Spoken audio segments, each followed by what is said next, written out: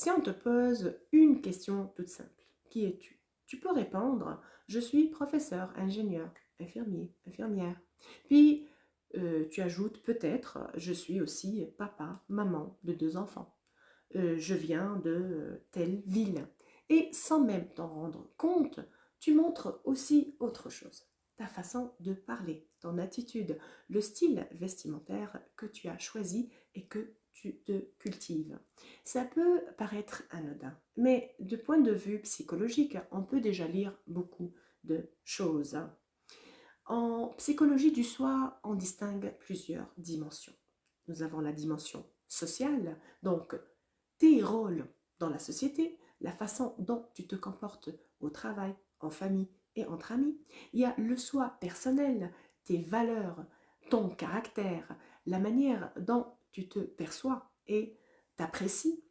Le soi matériel, ton corps, ton style vestimentaire, ta coupe de cheveux, ta voiture, ta maison, bref, les éléments visibles de ton identité.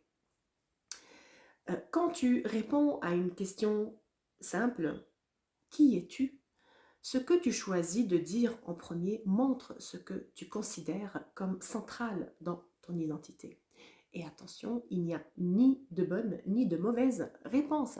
Ça ne dit rien de ta valeur. Ça indique simplement comment ton soi est organisé à ce moment précis de ta vie.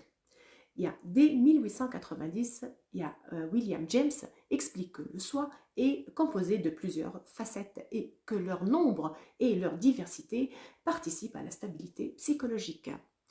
Et avoir donc plusieurs facettes du soi, c'est ce qui rend l'identité plus stable et plus résiliente.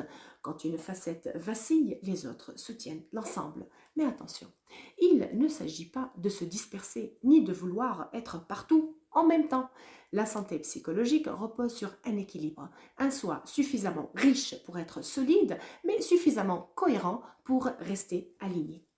Abonne-toi pour en savoir plus sur ce qui rend un soi solide et équilibré.